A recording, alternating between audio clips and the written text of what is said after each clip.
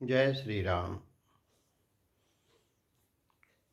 कुछ महत्वपूर्ण विचार हमारे हृदय में उत्पन्न हुआ है, तो हमने सोचा कि हम आप लोगों को सुनावें।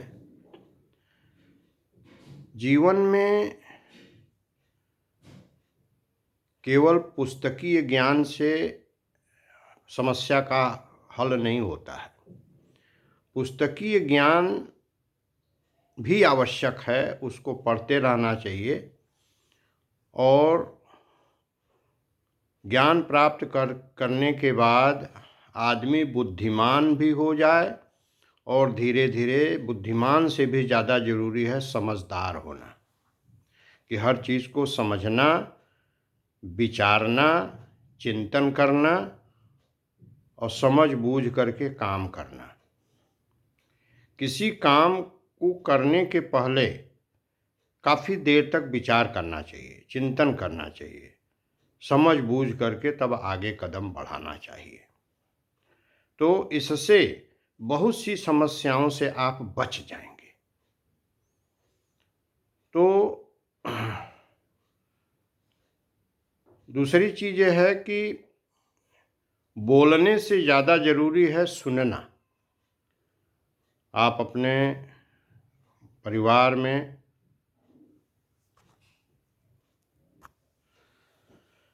जो बड़े हों, आपसे उम्र में बड़े हों, बुद्धिमान हों, श्रेष्ठ हों, उनकी बातों को भी सुनना चाहिए, खूब ध्यान से सुनना चाहिए, सोच विचार करके तब उसका जवाब, उचित जवाब देना चाहिए।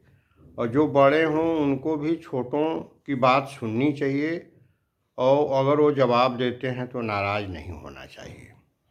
हाँ, छोटों को इस चीज़ का ज़रूर ध्यान रखना चाहिए कि वो शालीनतापूर्वक जवाब दें, ताकि बड़ों को ये तकलीफ़ न हो कि नहीं, हमारा बेटा या हमारा भाई हमसे बदतमीजी से बात कर रहा है। तो घर का माहौल भी बहुत अच्छा रहेगा और अपने मन को भी शांति रहेगी और परिवार में भी शांति बनी रहेगी।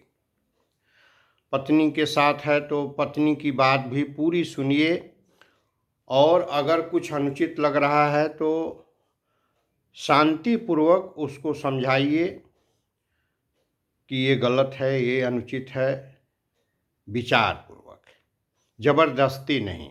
फिर धीरे धीरे जब सामंजस्य बनाएंगे, समन्वय बनाएंगे तो घर में शांति रहेगी। नौजवान लड़कों में प्रायः जो है धैर्य की कमी होती है, क्योंकि वो जीवन में जितना अभी तक अनुभव किए हैं उसके अनुसार ही वो व्यवहार करेंगे।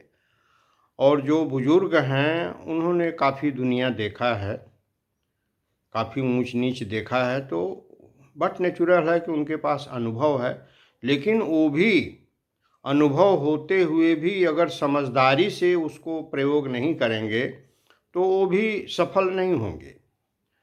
तो बच्चों को उनकी बात सुननी चाहिए और बच्चों में भी चिड़चिड़ापन नहीं होना चाहिए। चिड़चिड़ापन बहुत ख़राब चीज़ है। चिड़चिड़ापन से फिर बात नहीं हो पाती है। आप कोई बात कहें और बच्चा चिड़चिड़ा करके सुनबे न करे, हम जानते हैं, हमको मालूम है, तो आप कैसे कहेंगे? भले ही उसको सब मालूम है, वो बहुत समझदार है, बहुत बुद्धिमान है, फिर भी सुन लेना चाहिए। हो सकता है सुनने में कुछ ऐसी बातें मिल जाएं जो उस बच्चे को नहीं, जिसका बोध हो। इससे बड़ा फायदा होता है, बच्चे का जीवन भी अच्छा होता है।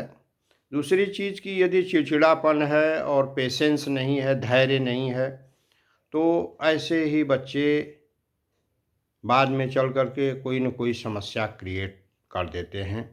जैसे आजकल आत्महत्याएं क्यों हो जाती हैं?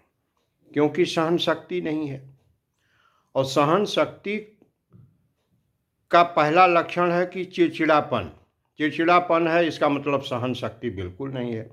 तो आप जब समाज में निकलेंगे तो आपको बहुत सी चीज़ें सहना पड़ेगा। अपरिचित परिचित जितने भी मिलेंगे, अब कोई आपके स्वभाव को, आपके व्यवहार को सब लोग तो जानते नहीं, तो उस हिसाब से व्यवहार करेंगे।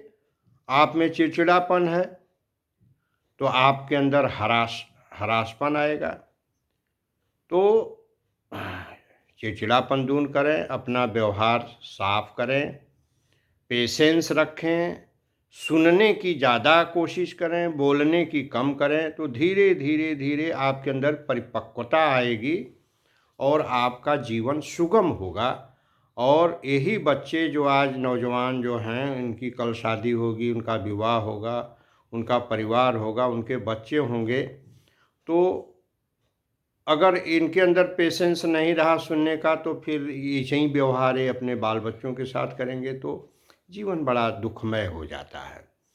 तो व्यक्ति को हमेशा, जो नौजवान हैं उनके लिए भी ये उचित सुझाव है कि थोड़ा सुने, सुन करके गुने, जो फॉलो करने योग्य है उसको फॉलो करें, विचार करके जो उचित हो उसको करेंगे तो उनके जीवन में हमेशा सामंजस्य बना रहेगा, खुशहाली बनी रहेगी, जीवन में कभी समस्या नहीं आएगी, नहीं तो बड़ी समस्याएं आती हैं।